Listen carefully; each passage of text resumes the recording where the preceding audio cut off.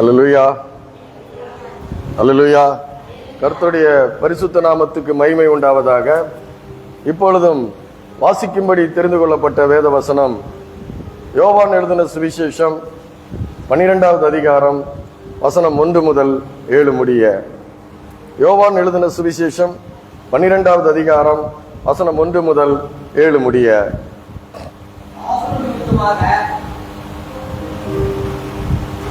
பஸ்கா பண்டிகை வர 6 நாளைக்கு முன்னே இயேசு தாம் மரணத்திலிருந்து எழுப்பின லாசர் இருந்த பெத்தானியாவுக்கு வந்தார்.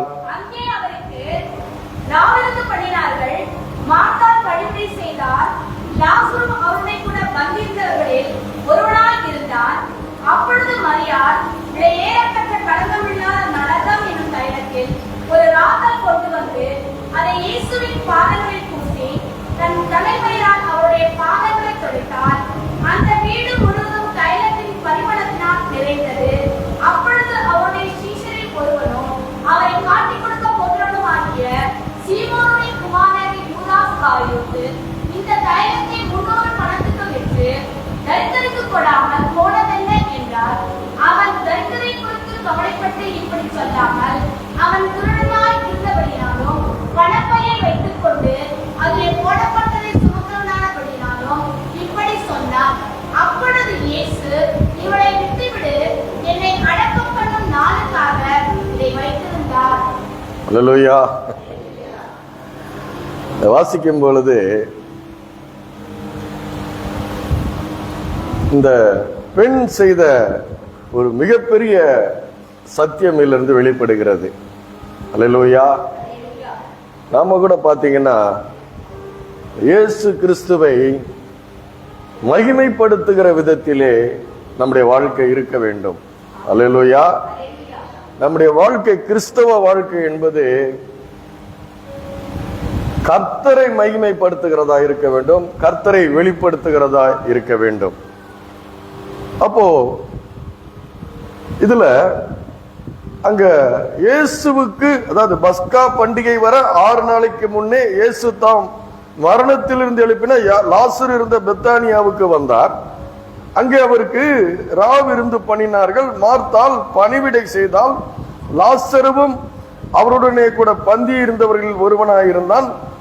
அப்பொழுது மரியாள் விலையேற பெற்ற களங்கமில்லாத நலதம் என்னும் தைலத்தில் ஒரு ராத்தல் கொண்டு வந்து அதை இயேசுவின் பாதங்களில் பூசி தன் தலைமயிரால் அவருடைய பாதங்களை துடைத்தாள். அந்த வீடு முழுவதும் தைலத்தினுடைய பரிமளத்தினாலே நிறைந்திருந்தது. மகிமைப்படுத்துகிற ஒரு வாழ்க்கை. இயேசு அந்த லாசருவை உயிரோடு எழுப்பின அந்த குடும்பத்துக்கு அவர் வந்திருக்கிறார். அங்கே அவருக்கு ராவிருந்து நடக்கிறது.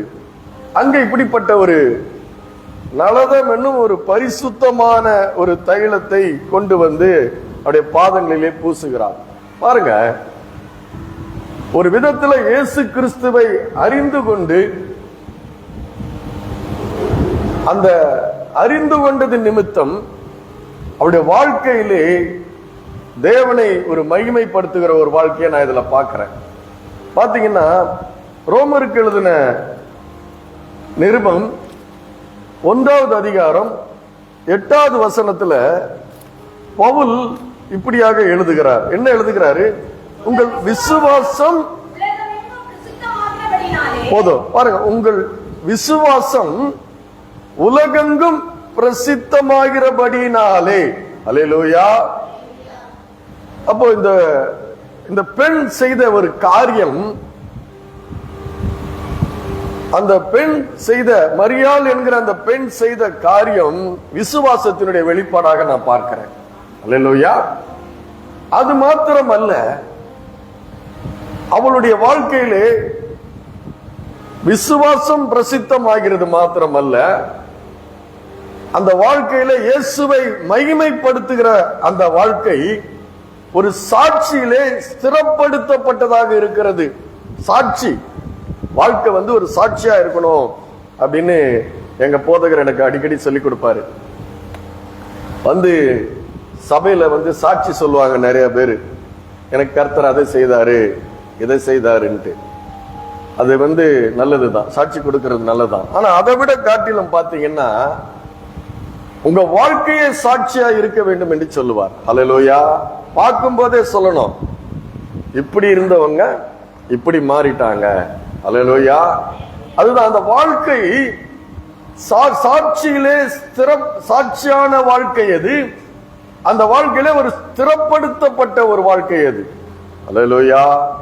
ஒண்ணு அவர் என்ன சொல்றாரு, விசுவாசம் பிரசித்தமாகிறது. பார்க்கும் போதே அவங்களை பார்க்கும் போதே தெரியணும், அடடா எப்படி ஒரு விசுவாசம் உள்ள ஒரு வாழ்க்கை, எப்படி ஒரு பரிசுத்தம் உள்ள வாழ்க்கை, எப்படி ஒரு சாட்சியான வாழ்க்கை. அது மாத்திரமல்ல, கொரிந்தியர் நிருபம் 1 கொரிந்தியர் 1:4 சொல்லுகிறது, கீழ்ப்படிதல் யாவருக்கும் தெரிய வந்திருக்கிறது. அவருடைய பாதத்தில் இருக்கிறது, கீழ்ப்படுகிறது யாவருக்கும் தெரிய வந்திருக்கிறது என்று சொல்லுகிறார். ஹல்லேலூயா. ஒன்னு விசுவாசம் பிரசித்தமாகிறது, இரண்டாவது சாட்சியான வாழ்க்கை ஸ்திரப்படுத்தப்பட்ட வாழ்க்கையா அதை நான் பார்க்கிறேன். மூன்றாவது காரியம் கீழ்ப்படுகிறது, தேவனுடைய பாதத்தில் இருப்பது கீழ்ப்படுகிறதா இருக்கிறது. அதனால்தான் சொல்றாரு, பலிகளை பார்க்கிலும் கீழ்ப்படிவது உத்தமம் என்று சாமுவேல் தீர்க்கதரிசி சொல்லுகிறார். ஹல்லேலூயா.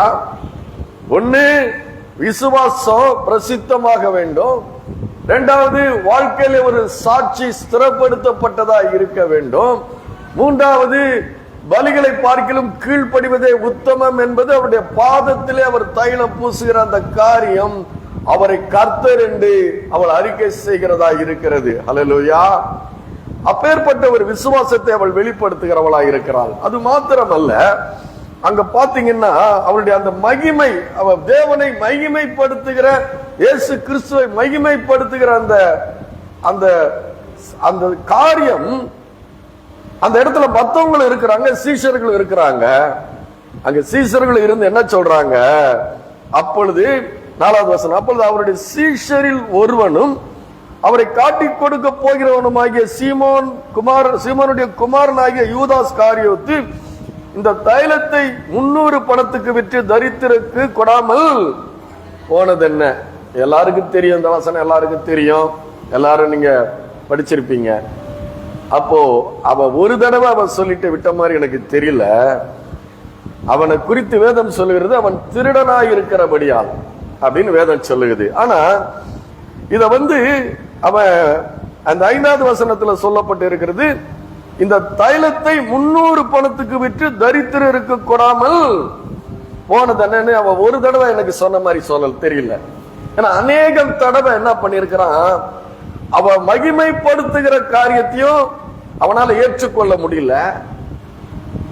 அது மாத்திரமல்ல, அவன் இந்த பணத்தை விற்று 300 பணத்துக்கு வித்து தரித்திரருக்கு கொடுக்கலாமே அவன் நினைக்கிறான்.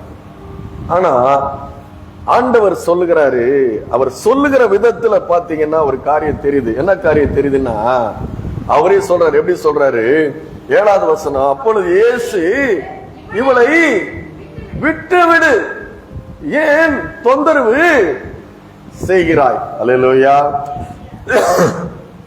மகிமைப்படுத்துகிறதையும் தாங்க முடியல, அந்த தைலத்தை வித்து 300 பணத்துக்கு கொடுத்திருக்கலாமே அப்படின்னு, 300 பணத்துக்கு வித்து தரித்திரத்துக்கு கொடுத்திருக்கலாமேன்னு சொல்றான். இதுல பெரிய காரியம் என்ன காரியம் பாத்தீங்கன்னா, ஆண்டவர் சொல்லுகிறாரு, இவளை விட்டு விடு, என்னை அடக்கம் பண்ணும் நாளுக்காக இதை வைத்திருந்தாள். இதுல பெரிய ஒரு மகிமையான ஒரு காரியம் இதுல இருக்குது. இதுல 2 பேருடைய உள்ள வெளிப்படுது. ஒரு திருடனாய் இருந்தபடியால், அவன் எப்படிப்பட்டவனா இருந்தானா? திருடனாய் இருந்தான். அவனுடைய வார்த்தை எப்படி இருக்குது? இயேசுவோட கூட தான் இருக்கிறான். ஆனா வேதம் சொல்லுகிறது, அவன் திருடனாய் இருந்தபடியால், இயேசு கூடவே இருந்தவன் திருடனாய் இருக்கிறான். பாத்தீங்கன்னா நீதிமொழிகள் 26, 23, 24, நீதிமொழிகள் எழுதின புஸ்தகம் 26ஆம் அதிகாரம் வசனம் 23, நேச அனலை காண்பிக்க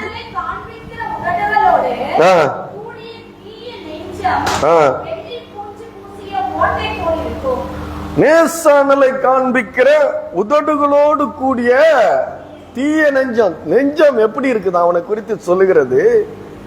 தீய நெஞ்சம். ஆனா உதடு எப்படி சொல்லுது? தரித்திரருக்கு கொடுத்திருக்கலாமே, ஏழைகளுக்கு கொடுத்திருக்கலாமே அப்படின்னு. அவனுடைய உதடு வெள்ளி பூச்சி பூசிய ஒரு ஓட்டை போல இருக்கிறது. நீதிமொழிகள் 21:6 என்ன சொல்லுகிறது பாத்தீங்கன்னா, பொய் நாவினாலே பொருளை சம்பாதிப்பது சாவை தேடுகிறவருடைய சுவாசம் போல இருக்கும். ஏன்னா இவன் திருடன், பொய் நாவு இவங்கிட்ட இருக்குது. அது மாத்திரமல்ல, தீய நெஞ்சம், நேச அனலை காண்பிக்கிற உதடு இருக்குது. ஆனா உள்ளம் தீய நெஞ்சமா இருக்கிறது. நாவு பொய் நாவு என்று வேதம் சொல்லுகிறது. ஆனா இதெல்லாம் எதையுமே அவ கேர் பண்ணவே இல்லை. ஆனா ஆண்டவர் சொல்றாரு, தன்னை மைமைப்படுத்துகிற அந்த ஸ்திரியை பார்த்துட்டு யூதாஸ் காரியத்தை சொல்றாரு, இவளை விட்டு விடு, ஏன் இவளை தொந்தரவு செய்கிறாய் என்று அவர் சொல்லுகிறார். பாருங்க, இதுல மார்க் எழுதின சுவிசேஷம் 14வது அதிகாரம் 8வது வசனம் என்ன சொல்லுது பாருங்க. மார்க் 14:8 என்ன சொல்லுகிறது பாருங்க. அதே சம்பவம் அங்க வருகிறது. இவள் தன்னால் இயன்றதை செய்தால் போதும். அவர் என்ன சொல்றாரு? இவள் தன்னால் இயன்றதை செய்தால் நான் அடக்கம் பண்ணப்படுவதற்கு எத்தனமாக என் சரீரத்தில் தைலம் பூச முந்தி கொண்டாள். எத்தனைன்னா இந்த தமிழ் வார்த்தை எல்லாருக்கும் புரியுதா? ஆயத்தமாக. அல்லேலூயா. எத்தனைன்னா என்ன? ஏன்னா டக்குன்னு சில தமிழ் வார்த்தைகள்லாம் புரியாது. ஆனா எத்தனைன்னா ஆயத்தம் பண்ணுவதற்கு, ஆயத்தமாக. இல்ல, ஆயத்தம் துரிதமாக வேகமாக அர்த்தமா? இது ஆயத்தமாக. எத்தனைன்னா ஆயத்தமாக. இது தன்னுடைய சரீரத்தில் தைலம் பூச முந்தி கொண்டாள். அதுக்கு முன்னாடி வசனம் சொல்லுது, தரித்திரர் எப்பொழுதும் உங்களிடத்தில் இருக்கிறார்கள், உங்களுக்கு மனதுண்டாகும் போதெல்லாம் நீங்கள் அவர்களுக்கு நன்மை செய்யலாம், நான் எப்பொழுதும் உங்களிடத்திலே இரேன். இந்த எத்தனமாக என்ற வார்த்தை ஆயத்தமாக, அடக்கம் பண்ணுவதற்கு ஆயத்தமாக, அவள் என் சரீரத்திலே தைலம் பூச முந்தி கொண்டாள். நான் உங்களுக்கு சொன்னேன், விசுவாசம் பிரசித்தமாகிறதுனாலே, அந்த விசுவாசம் அவரை மகிமைப்படுத்துகிற சபையில நான் உங்களுக்கு சொல்லுகிறேன், சபையில தேவனை மகிமைப்படுத்துகிறவர்களாக, இரட்சகராகிய இயேசு கிறிஸ்துவை மகிமைப்படுத்துகிற காரியங்கள் தான் நடக்க வேண்டும். ஹல்லேலூயா. அது நமக்கு ஒரு பெரிய ஆசீர்வாதம். என்னன்னா, தேவனை மகிமைப்படுத்துகிற காரியங்கள் சபையில் அதிகமாக வேண்டும். அது மாத்திரமல்ல, விசுவாசம் பிரசித்தமாகிறது, வாழ்க்கை ஒரு சாட்சியான வாழ்க்கை ஸ்திரப்படுகிறது. இது கீழ்ப்படிதலை நான் இதுல அதிகமா பார்க்கிறேன். 1 கொரிந்தியர் 1:4 சொல்லுகிறபடி இவருடைய வாழ்க்கையில் ஒரு கீழ்ப்படிதல். இவர் கர்த்தர் என்று அவருடைய பாதத்திலே அவர் தைலம் பூசுகிறவளாய் அவள் இருக்கிறாள். அல்லேலூயா. பாருங்க, ஏசாயா தீர்க்க தரிசன புஸ்தகத்தை பாத்தீங்கன்னா 40வது அதிகாரம் 3வது வசனம் என்ன சொல்லுது? 40:3 ஏசாயா தீர்க்க தரிசன புஸ்தகம். படிங்கம்மா.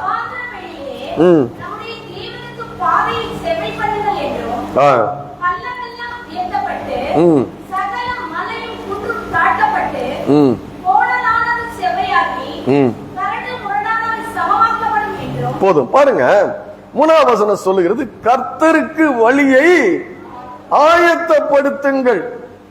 இது யாரை குறித்து சொல்லப்பட்டிருக்கிறது? யோவான் ஸ்நானகனை குறித்து சொல்லப்பட்டிருக்கிறது. இந்த யோவான் ஸ்நானகன் அவருடைய வயிற்றிலே, எலிசபெத்தினுடைய வயிற்றிலே இருக்கும் பொழுதே பரிசுத்த ஆவியினால நிறைந்தவனாயிருந்தான் என்று வேதம் சொல்லுகிறது. அல்லேலூயா. யோவான் ஸ்நானகன் எப்படிப்பட்டவனாயிருந்தானா? எலிசபெத்தினுடைய வயிற்றில் இருக்கும் பொழுது பரிசுத்த ஆவியினாலே நிரம்பப்பட்டவனாயிருந்தான். அல்லேலூயா. அந்த யோவான் ஸ்நானகனை குறித்து ஏசாயா தீர்க்கதரிசியின் மூலமாக கர்த்தருக்கு வழியை ஆயத்தப்படுத்துங்கள். ஏன்னா இயேசு வருவதற்கு முன்னாடி ஒரு வழி ஆயத்தம் படுத்தி, அது சொல்ற பள்ளமெல்லாம் உயர்த்தப்பட்டு சகல மலையும் குண்டும் தாழ்த்தப்பட்டு கோணாலானது செவ்வையாகி கரடு முரடானவைகள் சமமாக்கப்படும்னா, மனுஷர்கள் மத்தியிலே இப்படிப்பட்ட ஒரு மேசியா வரப்போகிறார் என்று அவன் அறிவிக்கிறான். முன்னறிவிக்கிறவனாக அவன் தேவனால் ஆயத்தப்படுத்தப்பட்டவனாக இருக்கிறான். அதனாலதான் வேதம் சொல்லுது, அவன் கர்த்தருக்கு வழியை சொன்னபடியே நடந்தது. அப்ப கர்த்தருக்கு வழியை ஆயத்தப்படுத்துங்கள். இங்க என்ன சொல்லப்பட்டிருந்தது? இந்த பெண்ணை குறித்து மார்க் எழுதின சுவிசேஷம் 14ஆம் அதிகாரம் 8வது வசனத்தில் என்ன சொல்லப்பட்டிருக்கிறது? என்னை அடக்கம் பண்ணுவதற்கு எத்தனமாக. அல்லேலூயா. ரெண்டு பெரிய காம்பினேஷன்ஸ் நல்லா கவனிக்கணும். ஒரு மனுஷன் இயேசுவானவர் வருவதற்கு பரிசுத்த ஆவியானவரால் தேவனால் தீர்க்கதரிசிகள் மூலமாக பாதையை செவ்வப்படுத்த ஒரு ஆயத்தப்பட்ட ஒரு மனுஷனாக தாயினுடைய கர்ப்பத்தில் இருக்கும் பொழுதே பரிசுத்த ஆவியினாலே நிரப்பப்பட்ட ஒரு மனிதனாக அவன் வந்து அவனுடைய ஊழியத்தை செய்து முடித்தான். அல்லேலூயா. இந்த பெண் மரியாள் என்கிற இந்த பெண் ஒரு நம்மை போல ஒரு பாடுள்ள மனுஷி, நம்மை போல ஒரு பாவத்துல ஒரு பிறந்த ஒரு மனுஷி தான் அவ. அல்லேலூயா. ஆனா அவ இயேசுவானுடைய போதனையை கேட்டு அவருடைய வாழ்க்கையிலே அற்புதங்களை பார்த்து அவரை கர்த்தர் என்று அவள் மகிமைப்படுத்தி அவ ஒரு விலையேற பெற்ற ஒரு காரியத்தை செய்யும் பொழுது அங்க என்ன பண்ணுது? அவளை வந்து தொந்தரவு பண்ணப்படுகிறாள். அவள் தொந்தரவு பண்ணப்படுகிறாள். அதனாலதான் ஆண்டவர் சொல்றாரு, ஏன் இவளை நீ தொந்தரவு பண்ணுற? இவளை நீ விட்டு விடு. இவர் என்ன சொல்றாரு? என்னை அடக்கம் பண்ணப்படும் நாளுக்கு எத்தனமாக, என்னை அடக்கம் பண்ணுவதற்கு ஆயத்தமான ஒரு காரியம் இங்க நடந்திருக்கிறது. அல்லேலூயா. இவருடைய விசுவாசம், இவ வந்து இவரை மனுஷரா பார்க்கல, இவர் மனுஷரா வந்திருக்கிறாரு, மாம்சத்துல வந்திருக்கிறாரு. ஆனா இந்த மாம்சத்துல வந்திருக்கிறது இவருடைய கிரியைகள், இவருடைய செயல்கள் எல்லாம், இவருடைய வார்த்தைகள் எல்லாம் தேவனை போல இருக்கிறது. ஒரு இடத்துல சொல்ற இல்லையா, எங்களுக்கு தேவனை காண்பின்னு ஒரு சீசன் கேட்கிறான். அப்ப அவர் கேட்கிறாரு, என்னை கண்டவன் பிதாவை கண்டான், இன்னும் நீ என்னை கண்டுபிடிக்கலையா? ஆனா இந்த பெண், எளிய பெண், ஒரு சாதாரண பெண், அவ கண்டுபிடிச்சுதான் அவளை மகிமைப்படுத்துகிறா. ஆனா இதுல ஆண்டவர் சொல்கிற அந்த வார்த்தை என்ன வார்த்தை இருக்குன்னு பாத்தீங்கன்னா, என்னை அடக்கம் பண்ணப்படும் நாளுக்கு இது எத்தனமாக இருக்கிறதுனா ஆயத்தமாக இருக்கிறது. அப்படின்னா இந்த உலகத்துல வந்து அவர் பாவத்தை தன்னுடைய மாம்சத்தினாலே ஆக்கினைக்குள்ளாக தீர்த்து மரித்து உயிரோடு எழுந்து அவரை விசுவாசிக்கிறவருடைய வாழ்க்கையில இருக்கிற பாவத்தை நீக்குகிற ஒரு ஆசீர்வாதம் இருக்கிறது, அவரிடத்தில் இருக்கிறது. அவரை விசுவாசிக்கிறவர்கள் பாவம் நீங்க பெற்றவர்களாய் மாறுகிறார்கள். அவரை விசுவாசிக்கிறவர்கள் சுகத்தை, வியாதியிலிருந்து சுகத்தை பெற்றவர்களாய் மாறிவிடுகிறார்கள். அவரை விசுவாசிக்கிறவர்கள் தலைமுறை சாபங்களிலிருந்து விடுதலை ஆகிறார்கள். அவரை விசுவாசிக்கிறவர்கள் தரித்திரத்திலிருந்து, அல்லேலூயா, தரித்திரத்திலிருந்து விடுதலை ஆகிறார்கள். அல்லேலூயா. இதுதான் அதுதான் பாவத்தினாலே வந்தது சாபம் வந்தது, சாபத்தினாலே வந்தது வியாதி வந்தது, சாபத்தினாலே மனுக்குலத்துக்கு ஒரு தரித்திரம் வந்தது. அல்லேலூயா. இதெல்லாம் எதனால வந்தது? ஆதாமனுடைய மீறுதல், ஆதாமனுடைய பாவத்தினாலே வந்ததுதான் பாவம் வந்தது. பாவம் வந்ததுனால சாபம் வந்தது, சாபம் வந்ததுனால வியாதி வந்தது, வியாதி வந்ததுனால தரித்திரம் வந்தது, மனு குலத்துக்கு வந்தது. ஆனா இவருடைய விசுவாச கிரியை,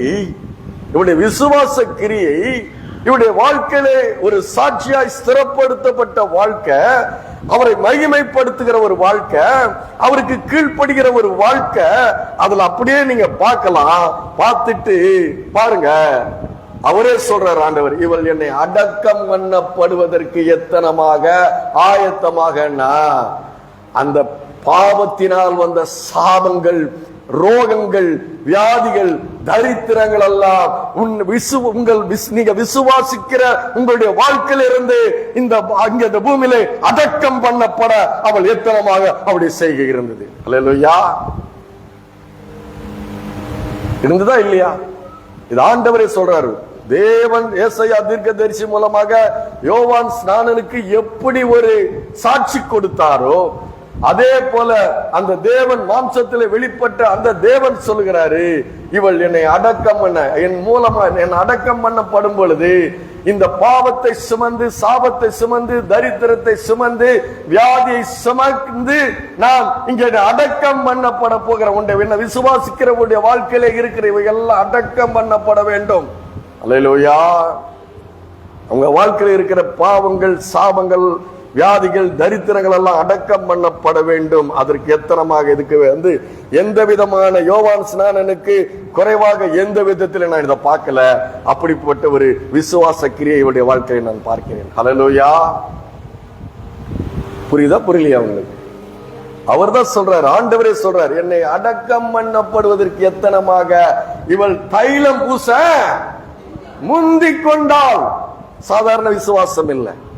இன்னைக்கு நான் உங்களுக்கு சொல்றேன், இயேசு கிறிஸ்துவை விசுவாசிக்கிற உங்களுடைய வாழ்க்கை விசுவாசத்திலே நீங்கள் அவரை மகிமைப்படுத்துகிற விசுவாசம் உங்களுடைய வாழ்க்கையில வெளிப்பட்டார், நான் சொல்றேன், உங்க வாழ்க்கையில ஒரு குறைவும் இருக்காது. பிசாசுக்கும் ஒரு அதிகாரமும் உங்க மேல இருக்காது. ஹல்லேலூயா. ஆனா அங்க பாக்குறோம், இன்னொருத்தனையும் பாக்குறோம், அவன் திருடனா இருந்தபடியால். நீங்க மகிமைப்படுத்தும் பொழுது உங்களை தொல்லை செய்யலாம். ஆனா உங்க விசுவாசத்திலே நீங்கள் ஸ்திரப்படுத்தப்பட்டவர்களாய் நீங்கள் இருக்க வேண்டும். ஹல்லேலூயா. அடுத்து லூக்கா எழுதின சுவிசேஷம் 13வது அதிகாரம் வசனம் 10-13 முடிய. லூக்கா எழுதின சுவிசேஷம்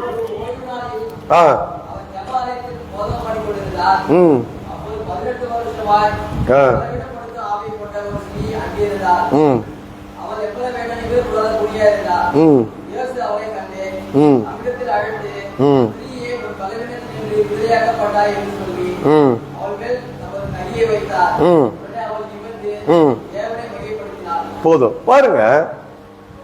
ஒரு ஓய்வு நாளில அவர் ஜெப ஆலயத்தில் போதகம் பண்ணி கொண்டிருந்தாள். அப்பொழுது 18 வருஷமாய் பலவீனப்படுத்தப்படும் ஒரு ஆவியை கொண்ட ஒரு ஸ்திரீ அங்கே இருந்தால், அவள் எவ்வளவும் நிமிரக்கூடாத கூனியாயிருந்தாள். இயேசு அவளை கண்டு தம்மிடத்திலே அழைத்து, ஸ்திரீயே, உன் பலவீனத்திலிருந்து நீ விடுதலையாக்கப்பட்டாய் என்று சொல்லி அவள் மேல் தமது கைகளை வைத்தால், உடனே அவள் நிமிர்ந்து தேவனை மகிமைப்படுத்தினாள். அத இயேசு ஒரு ஓய்வு நாளிலே அதை அவர் செய்கிறார். அல்லேலூயா. அது எப்ப செய்யறாரு? ஒரு ஓய்வு நாளிலே செய்கிறார். அது பரிசேயர்களுக்கு ரொம்ப இடரலா இருக்குது. பரிசேயர்களுக்கு இடரலா இருக்குது. ஆனா இயேசுவானவர் தான் எதற்கு வந்தாரோ அதை நிறைவேற்றுகிறார், அங்க நிறைவேற்றுகிறார். அது மாத்திரமல்ல, பாத்தீங்கன்னா இதே மாதிரி மார்க் 3 அதே இதுல பாத்தீங்கன்னா லூக்கா எழுதின சுவிசேஷம் 6ஆம் அதிகாரம் 10வது வசனம் படிங்க. 6:10.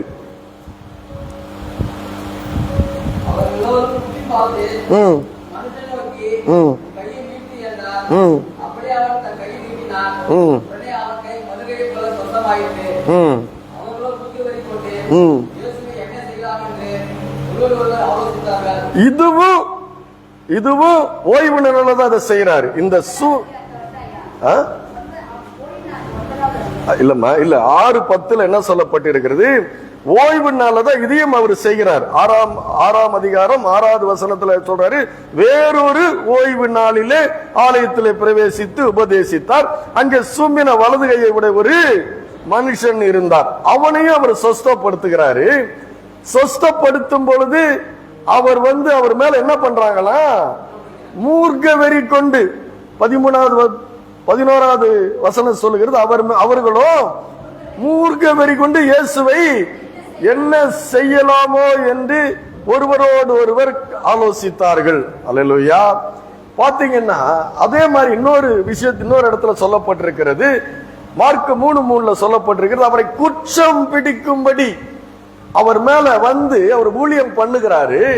இந்த பரிசேயர்கள் பொறாமையினாலே இயேசு எதற்காக வந்திருக்கிறார் என்று அவர்கள் அறியாதபடி பொறாமையினாலே ஒன்னு மூர்க்கவெறி கொண்டு என்று சொல்லப்பட்டிருக்கிறது.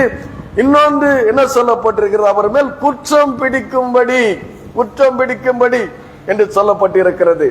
ஆனா ஆண்டவர் என்ன சொல்றாரு, ஓய்வு நாள் என்பது என்னன்னா, உன்னுடைய வாழ்க்கையிலே உன்னுடைய சூம்பி போயிருக்கிற கை நேராகவும், உன் நிமிர முடியாமல் உன்னுடைய வாழ்க்கையிலே நிமிர முடியாமல் தலை நிமிர முடியாமல் அவமானத்தினாலே கூனி குறுகி உன்னை ஒடுக்கி அடக்கி வைத்திருக்கிற பிசாசின் கிரியைகளிலிருந்து உன்னை விடுதலையாக்கி உன்னை தலை நிமிர வைக்க வந்தவர் தான் இயேசு கிறிஸ்து. அதுதான் உன்னுடைய வாழ்க்கையில ஒரு ஓய்வு, அதை கொடுக்க வந்தார். ஓய்வு நாள் என்பது உன்னுடைய வாழ்க்கையில நீ தலை நிமிர்ந்து அந்த ஒரு எப்படி கூனி குறுகி இல்லாதபடி தலை நிமிர்ந்து அவமானம் இல்லாதபடி உன்னுடைய வாழ்க்கையிலே ஒரு பெரிய ஒரு தலை நிமிரக்கூடிய ஒரு வாழ்க்கை வாழ்வதுதான் ஓய்வு. அதைத்தான் அவர் கொடுக்க வந்தார். அல்லேலூயா. அது மாத்திரமல்ல, அந்த வசனத்துல சொல்றாரு பாருங்க, 16வது வசனத்துல லூக்கா எழுதின சுவிசேஷம் 13:16 வருஷத்துல 15:16 என்ன சொல்றாரு, கர்த்தர் அவனுக்கு பிரதி உத்தரமாக, மாயக்காரனே, அவன் என்ன சொல்றான், 6 நாள் இருக்குது ஓய்வு, நீ உனக்கு கிரியை செய்ய 6 நாள் இருக்குது, நீ சுகம் பண்ண 6 நாள் இருக்குது, நீ ஏன் ஓய்வு நாள்ல வந்து நீ சுகமாக்குறன்னு சொல்லும் பொழுது ஆண்டவர் சொல்றாரு,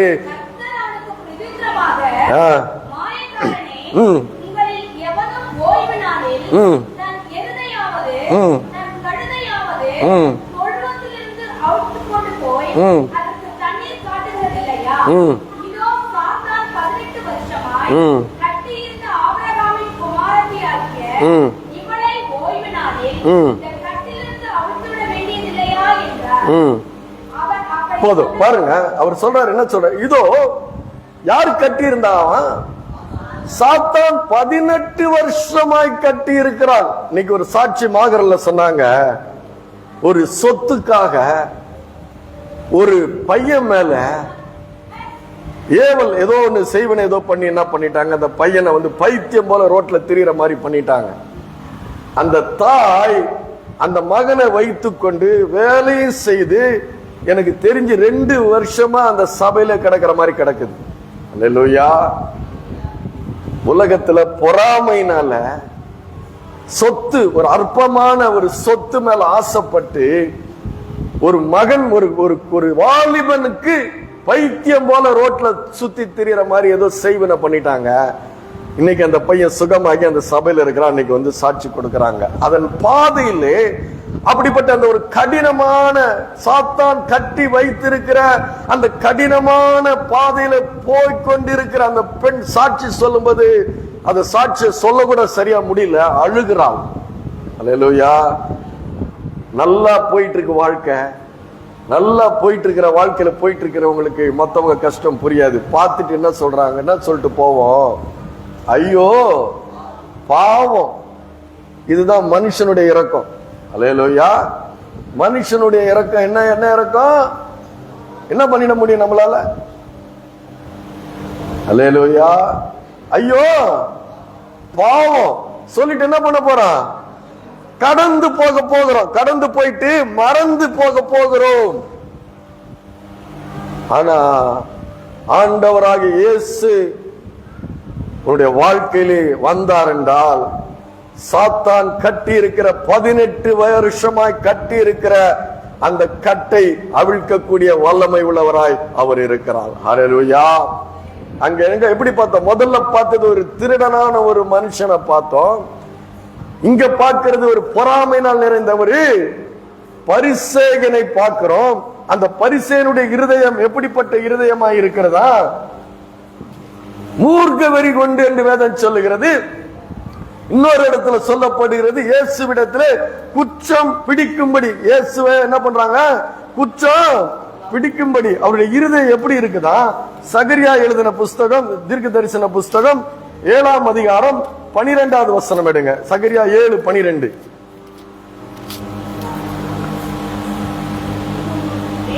வேதத்தையும் சேனைகளின் கர்த்தர் தம்முடைய ஆவியின் மூலமாய் முந்தின தீர்க்க தரிசிகளை சொல்லி அனுப்பின வார்த்தைகளையும் கேளாதபடிக்கு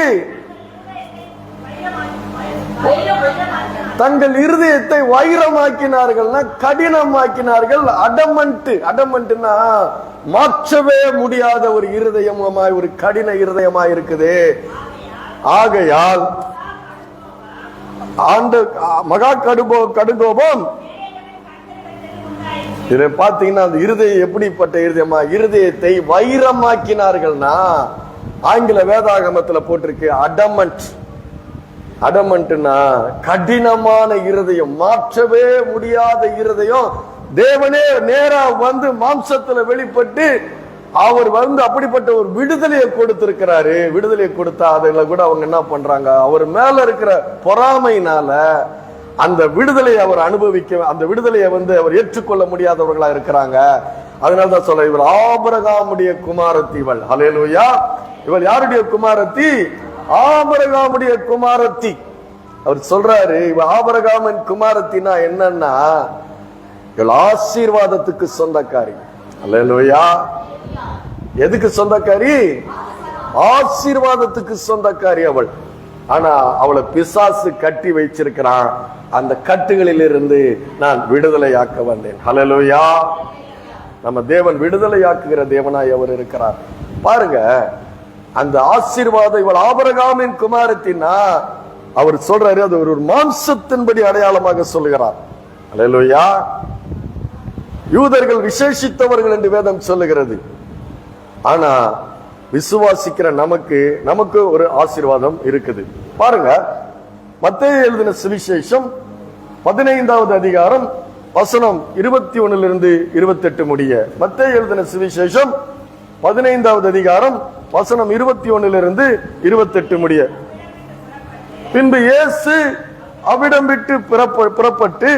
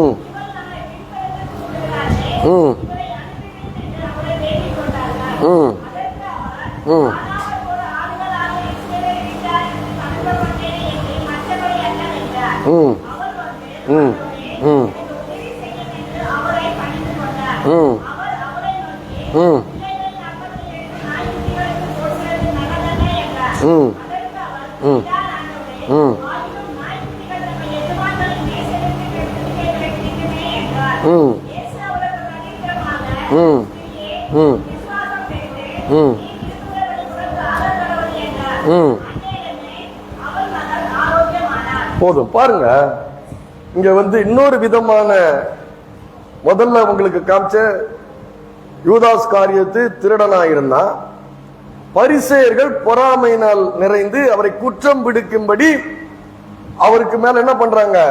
மூர்க்க வெறி கொள்ளுகிறார்கள். இங்க பாத்தீங்கன்னா இன்னொரு விஷயம் பாத்தீங்கன்னா 23வது வசனத்துல அவங்க என்ன வாசிச்சாங்க? அவளுக்கு பிரதியுத்தரமாக அவர் ஒரு வார்த்தையும் சொல்லவில்லை. அப்பொழுது அவருடைய சீஷர்கள் வந்து, இவள் நம்மை தொடர்ந்து கூப்பிடுகிறாளே, இவளை அனுப்பிவிடும். பாருங்க, ஆண்டவர் சொன்னாரு, மரியாள தொல்லை பண்ணின யூதாஸ் காரியத்தை பார்த்து என்ன சொன்னார்? அவளை விட்டுவிடு. ஏன் தொந்தரவு செய்கிறாய்? ஏன் நீ இவளை என்ன பண்ற? தொந்தரவு செய்கிற இவளை நீ விட்டுவிடு. இங்க வந்து சீஷர்கள் என்ன சொல்றாங்க? இவளை அனுப்பிவிடும். அப்படின்னா என்ன அர்த்த? இருதயத்துல எப்படிப்பட்ட ஒரு இருதயத்தோடு இவங்க சொல்றாங்கன்னு பாத்தீங்கன்னா, இவளுடைய இருதயம் இயேசுவோடு கூட தான் இருக்கிறாங்க. ஆனா இவருடைய இருதயம், இவருடைய சிந்தை, இருதயத்தினுடைய சிந்தை மலிவானதா இருக்கிறது. அல்லேலூயா. ஏன் இந்த வார்த்தையை நான் பயன்படுத்துறேன்னா, இவங்க சீஷர்கள் எல்லாமே யூதர்கள். இந்த யூதர்களுக்கு புறஜாதிகள் என்று பாத்தீங்கன்னா, புறஜாதிகள்னா யூதர் அல்லாதவர்கள், இஸ்ரவேல் அல்லாதவர்களை பாத்தீங்கன்னா அவர்கள் அவர்களை நாய்களை போலதான் பார்த்தாங்க. அது மாத்திரமல்ல, இந்த புறஜாதி மக்கள் நரகத்தில் எரிகிற விறகுக்கு பதிலாக இவர்கள் இருக்கிறார்கள், இவர்கள் அதற்கு தான் படைக்கப்பட்டிருக்கிறார்கள். நரகத்தில் விறகுக்கு பதிலா இவங்களை போட்டு எரிக்கிறதுக்கு தான் இந்த புறஜாதி மக்கள் இருக்கிறாங்க. ஒரு வகையில் இவர்கள் எதற்குமே இவர்கள் தகுதியற்றவர்கள், நாங்கள் விசேஷித்தவர்கள். சீனாய் மலையிலே மோசே இடத்துல தேவன் பேசினார்.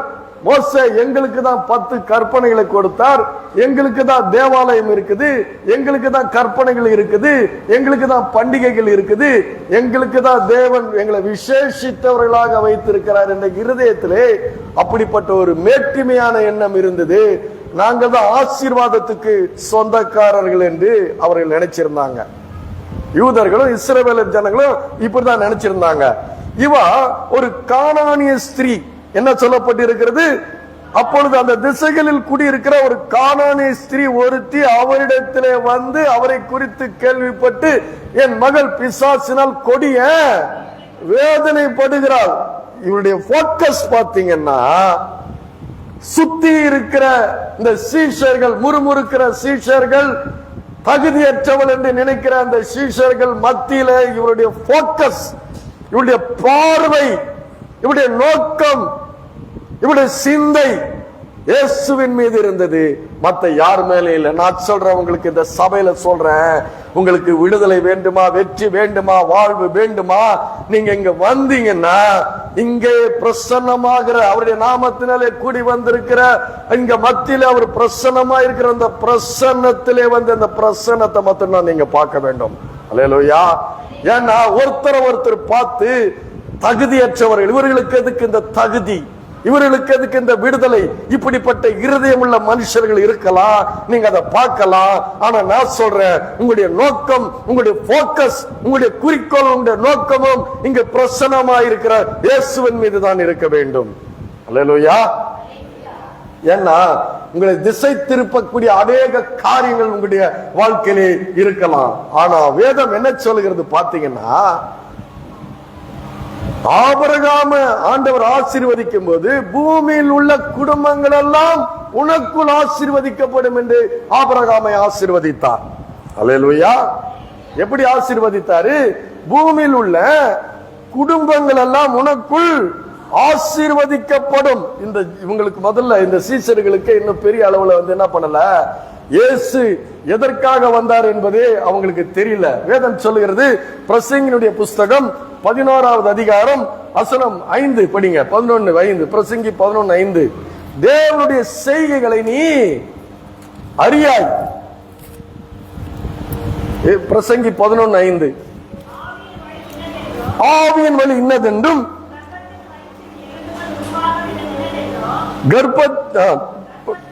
கர்ப்பவதியின் வயிற்றில்